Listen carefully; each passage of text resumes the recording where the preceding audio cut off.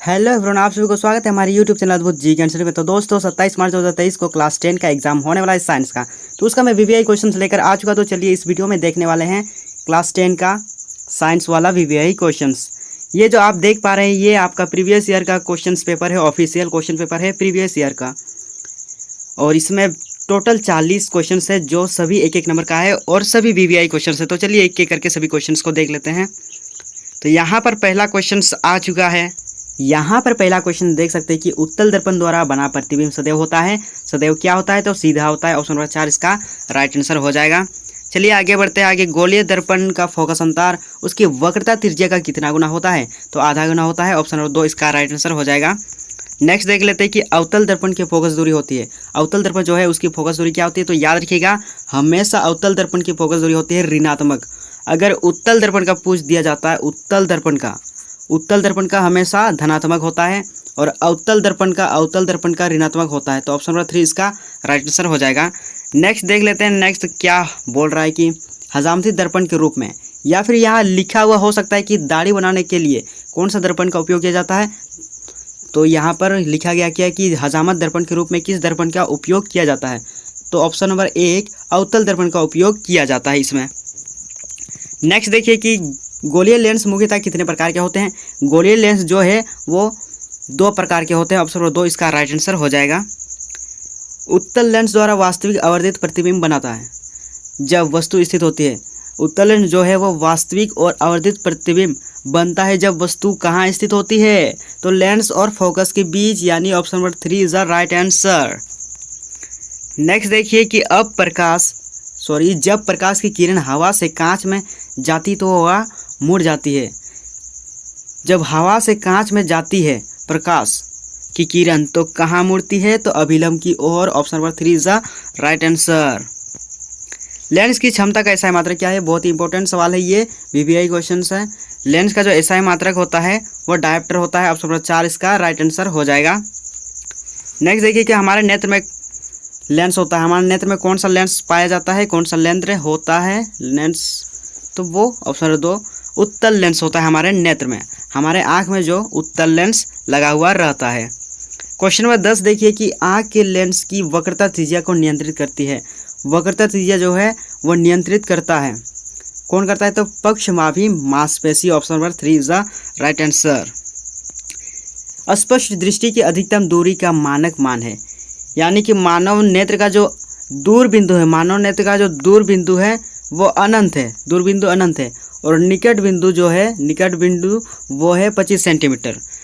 तो यहाँ पर पूछा गया है क्या? यहाँ पर पूछा गया है कि अस्पष्ट दृष्टि की अधिकतम दूरी, अस्पष्ट यानी निकट का पूछा गया है कि निकट दूरी कितनी है आँख की? तो यहाँ पर 25 सेंटीमीटर निकट बिंदु है, जो कि हमारे आँख 25 सेंटीमीटर स्पष्ट देख सकता है, 25 सेंटीमीटर तक। और जो दूर बिंदु होती है वो आँख की जो दूर बिंदु होती है आँख की वो अनंत होती है। और यहाँ पर पूछा गया अस्पष्ट दृष्टि यानी निकट बिंदु पूछा गया है। तो option number 1 is right answer हो जाएगा, 25 सेंटीमीटर। नेक्स्ट देख लेते हैं कि यहाँ पर क्या करा है।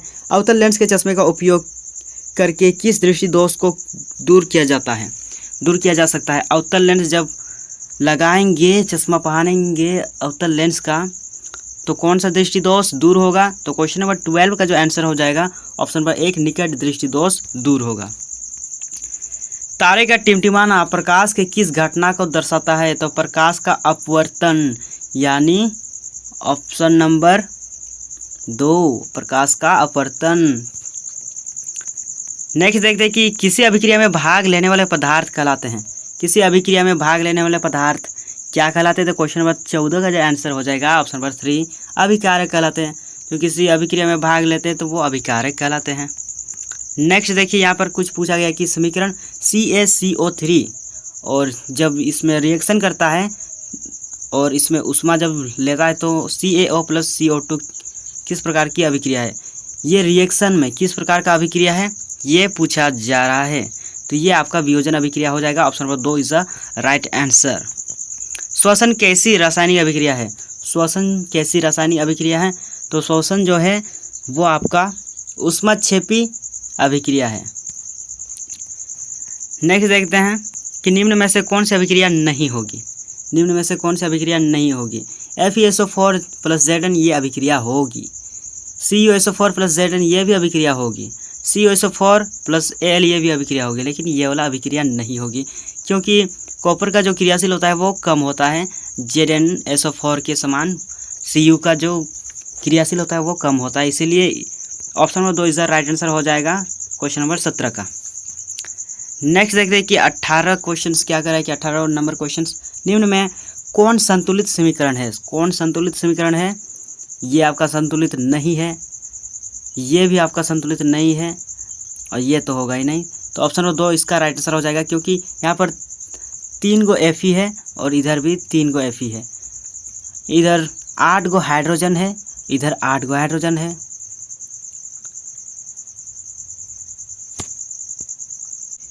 इसमें जो आंसर हो जाएगा ऑप्शन नंबर 2 इसका राइट आंसर हो जाएगा। चलिए आगे बढ़ते, आगे क्या कर रहा है क्वेश्चन नंबर 19। अभिक्रिया ZnO प्लस C जब अभिक्रिया करता है, रिएक्शन करता है, तो Zn प्लस CO में किसका उपचयन होता है? किसका उपचयन होता है? तो C यहाँ पर है, C के साथ CO जुड़ जाता है यानी C का उपचयन हो जाता है। तो ऑप्शन नंबर 2 इसका राइट आंसर हो जाएगा। नेक्स्ट देखते हैं क्वेश्चन नंबर 20 कि कौन सा पदार्थ लाल लिटमस पत्र को नीला कर देता है? तो ये आपका क्षार हो जाएगा। क्षार जो है वो लाल लिटमस पत्र को नीला कर देता है। आगे बढ़ते हैं, आगे यहाँ पर कह रहा है निम्न में कौन दुर्बल अम्ल है? दुर्बल यानी कि कमज़ोर अम्ल कौन सा है? तो कमज़ोर अम्ल आप लोगों को पता ही होगा, ऑप्शन नंबर 4 CH3COOH। नेक्स्ट आगे बढ़ते हैं और साथ ही यहाँ पर अम्ल के जलीय विलयन में उत्पन्न होता है। क्या उत्पन्न होता है अम्ल के जलीय विलयन में? तो क्वेश्चन नंबर 22 का आंसर हो जाएगा option number 1 H plus ion उत्पन्न होता है। H प्लस आयन उत्पन्न होता है। आगे बढ़ते हैं क्वेश्चन नंबर 23, दही में कौन सा अम्ल पाया जाता है? तो लैक्टिक अम्ल पाया जाता है। ऑप्शन नंबर 2 इसका राइट आंसर हो जाएगा। अम्लीय विलयन का pH मान होता है, अम्लीय विलयन का pH मान क्या होता है? तो 7 से कम। ऑप्शन नंबर 2 इसका राइट आंसर हो जाएगा। अगर pH का मान 7 है तो वो उदासीन या उदासीन मतलब जल है। अगर 7 से कम है तो अम्लीय है, अम्लीय है। और अगर 7 से अधिक है, 7 से अधिक है तो क्षार है, 7 से अधिक क्षार है। तो यहाँ पर पूछा क्या गया है कि अम्लीय विलयन का pH मान होता है तो 7 से कम होता है। ऑप्शन नंबर 2 इसका राइट आंसर हो जाएगा। चलिए आगे बढ़ते हैं, कौन अधिक क्षारीय है? यहाँ पर पूछा गया कि कौन अधिक क्षारीय है? तो अभी मैंने बताया कि pH का मान 7 से अधिक है, 7 से अधिक है, 7 प्लस यानी 7 से अधिक है तो क्षारीय होगा। अगर 7 से कम है, 7 से कम है, 7 माइनस यानी 7 से कम है तो वो अम्लीय होगा। और अगर pH का मान 7 ही होता है तो वो उदासीन हो जाएगा यानी जल हो जाएगा। तो यहाँ पर पूछा गया है क्या, कौन अधिक क्षारीय है? तो अधिक क्षारीय अभी मैंने बताया कि क्या 7 से अधिक यानी pH का मान 14 यहाँ पर है, सबसे अधिक यहाँ पर क्षारीय है। पूछा गया कि कौन अधिक क्षारीय है? ये भी क्षारीय है, ये भी क्षारीय है, ये भी क्षारीय है, लेकिन सबसे अधिक यहाँ पर pH का मान 14 ये आपका सबसे अधिक है, इसलिए ऑप्शन नंबर 4 इसका राइट आंसर हो जाएगा। आगे बढ़ते, विरंजक चूर्ण का रासायनिक सूत्र है। विरंजक चूर्ण का रासायनिक सूत्र क्या है? तो क्वेश्चन नंबर 26 का जो आंसर हो जाएगा ऑप्शन नंबर 3 CaOCl2। चलिए आगे बढ़ते हैं, आगे यहाँ पर देख सकते हैं क्वेश्चन नंबर 27 कि प्रकाश संश्लेषण में ऑक्सीजन बाहर निकलती है। ऑक्सीजन कहाँ से बाहर निकलती है प्रकाश संश्लेषण में? तो क्वेश्चन नंबर 27 का जो आंसर हो जाएगा जल से। ऑप्शन नंबर 1 इसका राइट आंसर हो जाएगा। नेक्स्ट ऐसे क्वेश्चन नंबर 28 क्या कर रहा है कि अनोक्सी श्वसन के फलस्वरूप क्या बनता है?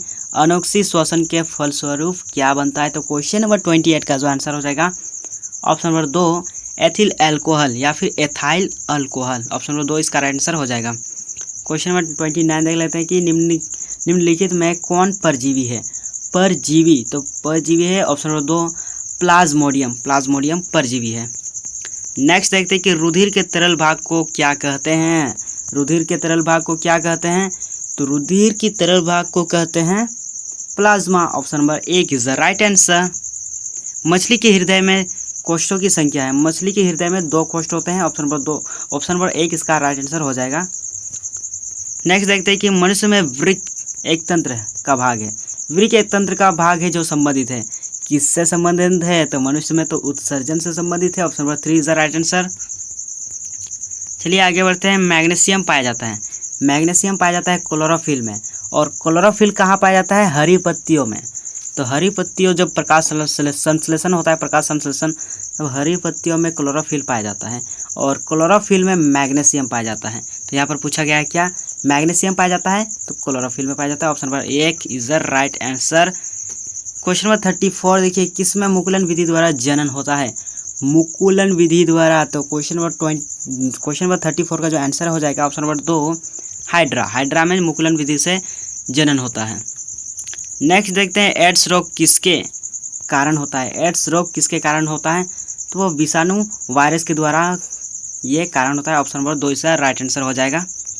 परागकोश में होते हैं। परागकोश में क्या होते हैं? परागकोश में परागकण होते हैं। ऑप्शन नंबर 4 इसका राइट आंसर हो जाएगा। पूर्ण विकसित अंडाशय कहलाता है, क्या कहलाता है? तो फल कहलाता है। ऑप्शन नंबर 1 इसका सही आंसर हो जाएगा। अनवीकरणीय ऊर्जा स्रोत है। अनवीकरणीय, तो अनवीकरणीय, यहाँ पर अनवीकरणीय ऊर्जा स्रोत कोयला है, क्योंकि कोयला कभी खत्म हो जाएगा, कभी ना कभी ये तो खत्म होगा ही कोयला। लेकिन क्या पवन खत्म होगा? नहीं। जल खत्म होगा? नहीं। सूर्य खत्म होगा? नहीं। लेकिन कोयला खत्म हो जाएगा। इसलिए यहाँ पर पूछा गया क्या कि अनवीकरणीय ऊर्जा स्रोत है, कोयला है। ऑप्शन नंबर 2 इसका राइट आंसर हो जाएगा। सौर ऊर्जा को सीधे विद्युत में बदलने वाली युक्ति को कहते हैं। सौर ऊर्जा जो आती है उसको विद्युत ऊर्जा में बदलने के लिए किस युक्ति का, किस मशीन का प्रयोग किया जाता है? तो सौर सेल का प्रयोग किया जाता है। ऑप्शन नंबर 4 इसका राइट आंसर हो जाएगा। अंतिम सवाल यहाँ पर देख सकते हैं कि निम्नलिखित में कौन मुख्यतः जैव गैस का संघटक है? तो ये आपका हो जाएगा methane. Option number 2 is the right answer. इसी के साथ मैंने 40 प्रश्न आपको करा दिए, जो कि आपके बोर्ड एग्जाम में बहुत ही फायदेमंद होने वाले हैं। तो मिलते हैं नेक्स्ट वीडियो में, तब तक के लिए जय हिंद, जय भारत, धन्यवाद।